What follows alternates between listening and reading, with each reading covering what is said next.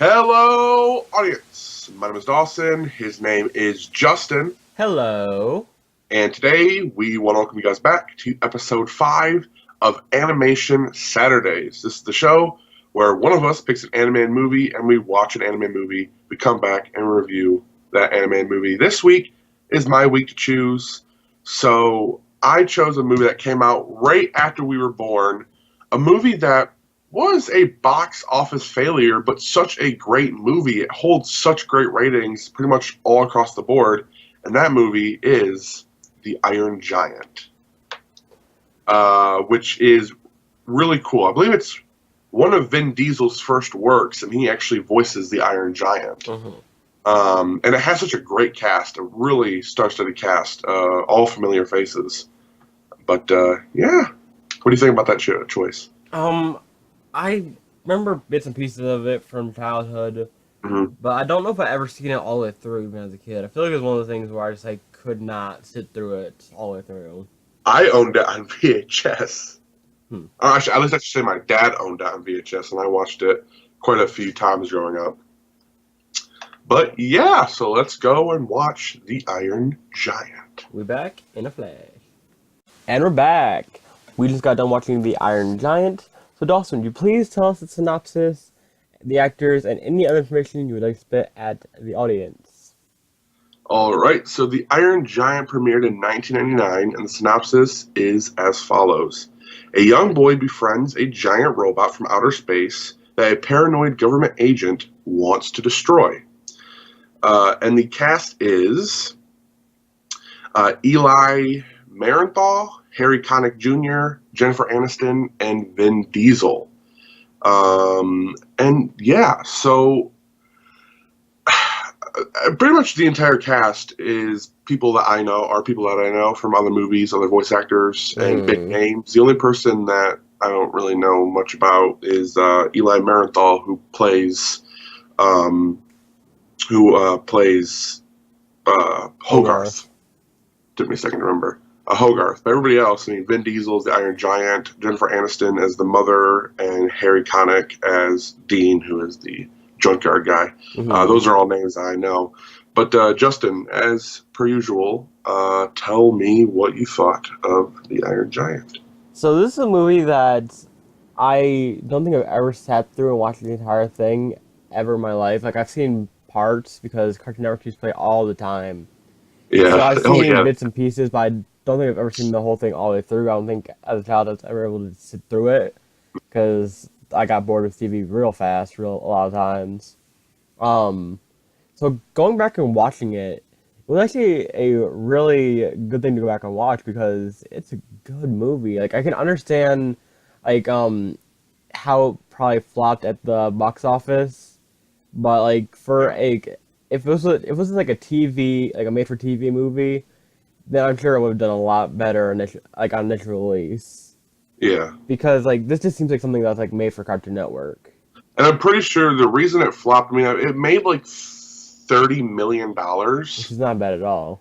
but the budget was the Is part that what fucked them. I wish I'll look it up. Just continue talking and I'll look it up. okay. So I mean, this is like even the bits and pieces I saw. I just go back and see like I remembered some scenes. Yeah. Like, I mean, everybody knows like the end of it. If they've ever heard the film, they know the end of it, which is him, the robot, heroically flying off into space, sacrificing his life to save the town from a bomb, because of course he has to. Because some dumbass in the army was like, "No, fire the bomb. I'm gonna get away scot free," and nope. Yeah, and then the giant just stops and puts his hand out, and Yeah. that was great. So the budget was, I mean, okay. So they almost got close to the budget, but because, it's an animated film, so the budget was $48 million, and they got $31 million. So it's still, usually movies, it's still failure if the movie hits the actual budget. Yeah, it has to And increase a lot of budget. since it went under, that's a failure. By But yeah, technicality, it is a flop. But if it oh was yeah, just made for Cartoon Network, I'm sure I would have done a lot better. I don't know. I don't, I'm sure like if you add in like VHS sales and like DVD sales, I'm sure it probably made They've a good money. made their money back Yeah. now, but for the time, I mean, that could have done some serious damage to Warner Brothers. Yeah, but I mean, Warner Brothers is one of the biggest companies within animation, well, within television, within media. They're one of the biggest Yeah. things because I'm pretty sure like they also own like a record label and all that stuff. Like within media, they're one of the biggest companies. So I'm sure an $18 million They're loss fine. I isn't mean, that bad. they're fine, but yeah, I'm sure they made up for it now. Yeah. All these years later. Dawson, I know you love animated films, so just start spitting out things you like about this film. Um, I think that just the technicality of this film, the way it's animated, it's a mixture of like the cell animation that we all grew up with the Looney Tunes, where every frame is drawn, has that look to it, but also has the 3D computer animation where it comes through the Iron Giant, the cars, the scenes with the bikes. When he's riding around, you can see, basically like in The Lion King. We're going to go back to The Lion King real quick. The whole scene where the wildebeests are coming down the mountain, coming towards Simba and Mufasa. That whole scene is one wildebeest that's computer generated, Mm-hmm. multiplied, but all they did was like do it in different directions, and that was like one of the first times that they really implemented that kind of animation within one of the Disney films. Mm-hmm. And you can see that during this movie. This movie, the way it's animated, it reminds me of that one Adam Sandler animated movie. Just the way that the characters are. I don't know if I know what that Um, is. it's a Christmas movie with Adam Sandler. There's an old man in it with like a really like high pitched voice. It's a pretty well known movie. It's one of Maybe Adam. if I knew, like, if I could like see it, I might know. Yeah, if you could see it, you know it. But it's so well animated, and it brings the characters to life because you do feel for this Iron Giant. I mean, when you first meet him, he is kind of a child. We don't really know where he comes from. They just kind of say he comes from outer space, but we don't really know, exactly where he comes from, what planet, who built him. Was it the Russians that built him, sent him off to space, and he crash landed in America in a small town? We don't really get to find that out. But he is a very soft-hearted character that really, befriends this little boy who has to teach him, the ways of Earth, and seeing that kind of, see that act kind of fall into place, and seeing him, learn what a rock is and what a tree is, and learning how to talk, and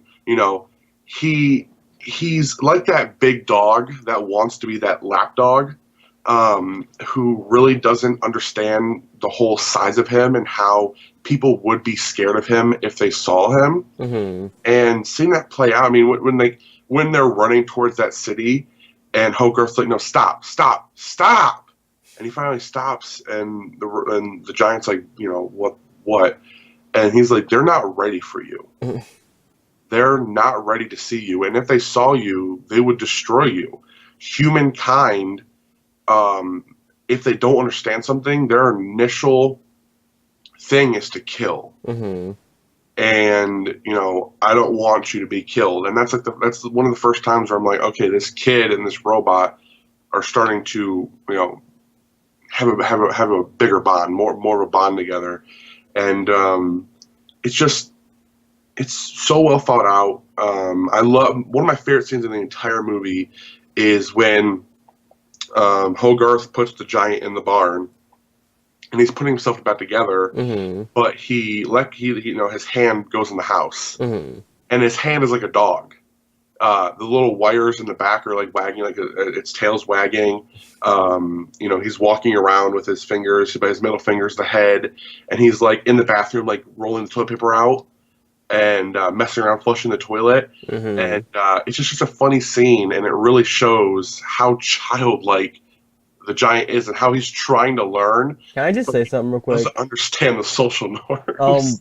When he was saying grace at dinner, Oh, yeah. and trying to distract his mom from like looking around at whatever is Satan. happening. I think that's one of the funniest things in the whole entire movie. It's like, Yeah. oh my god, thank you for this food, and stop, Satan, from doing things. It was just the funniest thing. Yeah, the kid actor Eli, who Mm-hmm. plays Hogarth. I don't know how old he was when he recorded. I'm assuming he was probably like 10 or so, 10 or 11. Mm-hmm. But he did such a good job, such a good job. And the few words that Vin Diesel says, it's kind of like how he played Groot. You know, Mm-hmm. every time Groot says something, that's a different time that Vin Diesel said, "I am Groot." He said it each time Groot said, "I am Groot," I was or a thinking the variant same of it. thing. He said he did it every single time, and he did it in foreign languages. He did it in like French, Spanish, Russian, German. He did it in so many different ways. And in the movie, the Iron Giant maybe speaks a dozen times, Mm-hmm. and maybe collectively like 20 words. I'm not 100% sure how many words he speaks. It'd be actually fun to find to figure that out. So keep on talking more about what you thought about like different scenes you liked, different parts.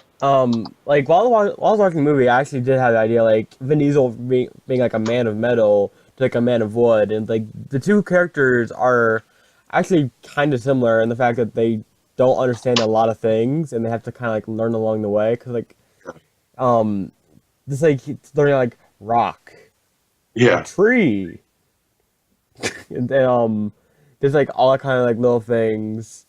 Um, it was just like fun seeing something that could kill anything in like 2.5 seconds.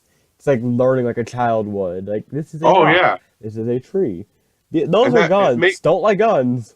it makes you feel for him because even though you look at him and he is a total war machine, Hmm. you can't help but to think this is a defenseless child Yeah. that it can't hold his own, but yet he can grab a missile out of the air and freaking eat it and be fine. I mean, this thing is destructive.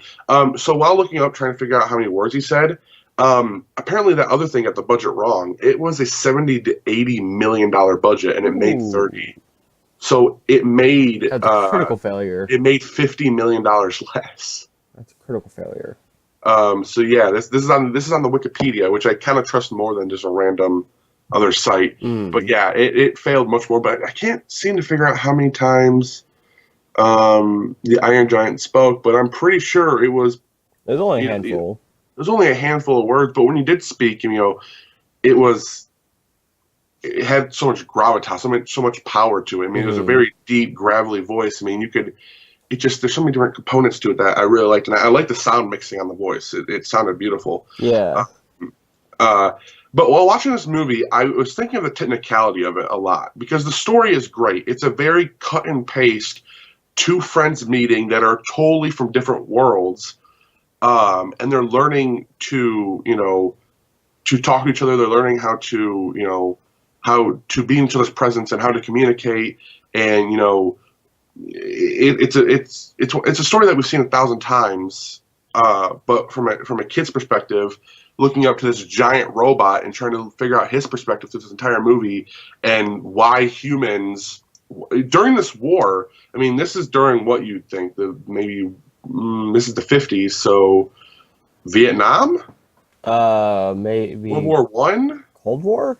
the Cold War. I mean, I'm not really sure Because what they it had said. that. Well, they had that like instructional film during the class. Yeah, that they're talking about the atomic age. So Yeah. when and the atomic age is during the 50s, but what war is the atomic age? Is that I mean, that's when I'm they pretty sure that's the when they Cold like War was against the Russians.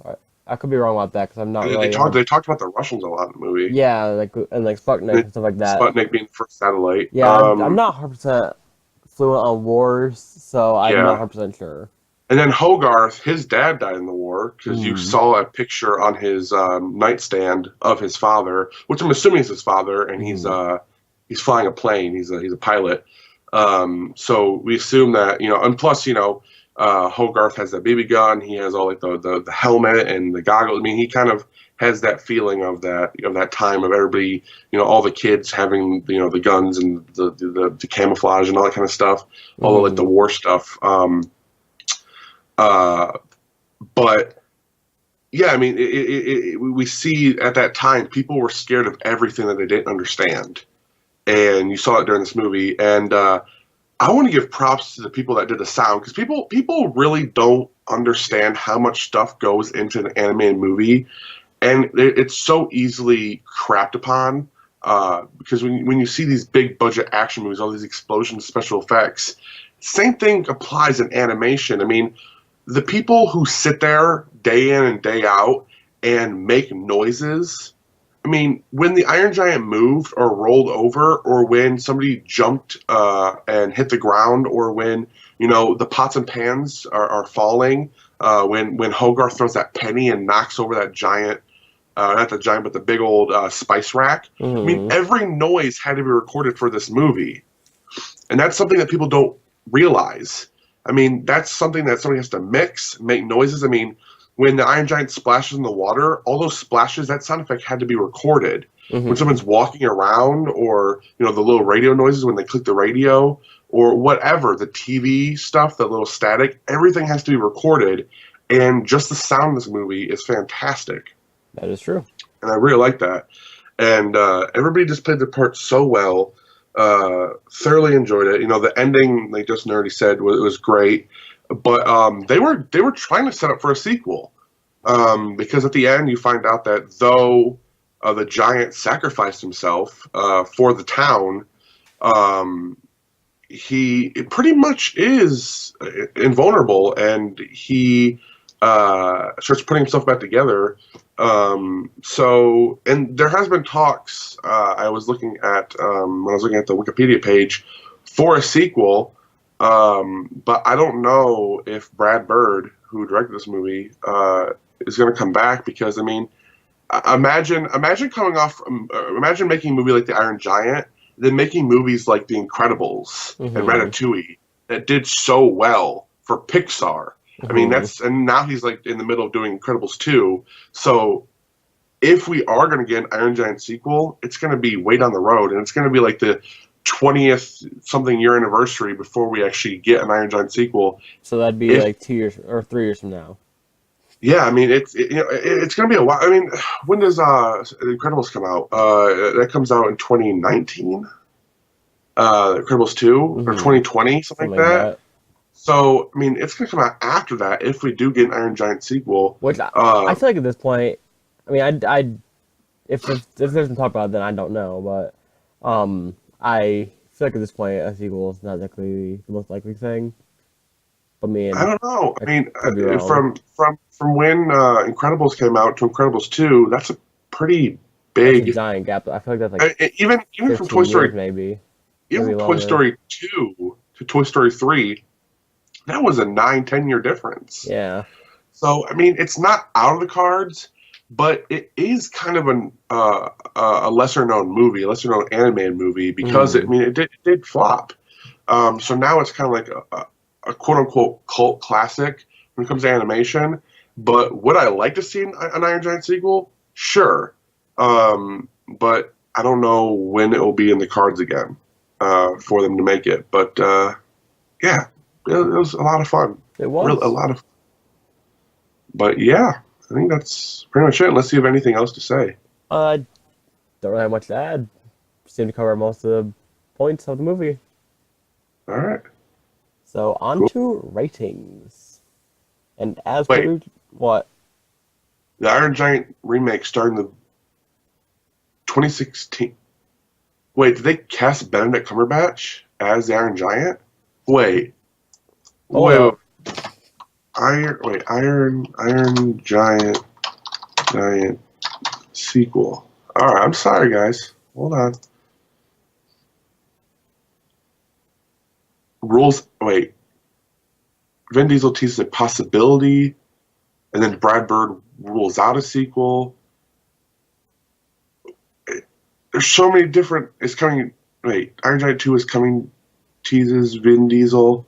So apparently Vin Diesel teased it, And then the sequel or the director said no. I guess. But yeah, I mean, maybe, guys, maybe. Anyway, continue with what you're saying. Anyways, on to the ratings. And as per usual, I shall go first because I'm a No, selfish. Well, okay. no, I'm gonna go. No, you go first. Okay, I'll go first then. No, I'm gonna go first. No. So I really enjoyed this movie. I think it's actually a very clean movie for animation. It's quite a lot of fun, and it was just a great story overall. So I think it's deserving of an 8. And I am going to second that opinion, and I'm also going to give The Iron Giant an 8. Cool. So we're in agreement. I think I Woo! remember one of the first times. Probably. Yeah, Probably. maybe. Maybe. Possibly. Ratings. Or Rate. I mean recommendations. Ratings. Recommend. Do you recommend this movie, Dawson? Absolutely. I second that. All right, cool. 2 8 out of 10s and 2 recommendations. Woo! Fist bump. Good job. All So, right. guys, that's pretty much it for this video. Um, Join us on Monday for Recommendation Monday. And we might have some podcasts coming down the line, as well as superhero show reviews for CW shows like Flash, Arrow, Supergirl, or not Arrow, but Flash, Supergirl, and Legends of Tomorrow next week. So Yeah. stick around for those if you're interested in those. Have anything else to add, Dawson? Thanks for watching. Thank you for watching, and we'll see y'all next time. Bye.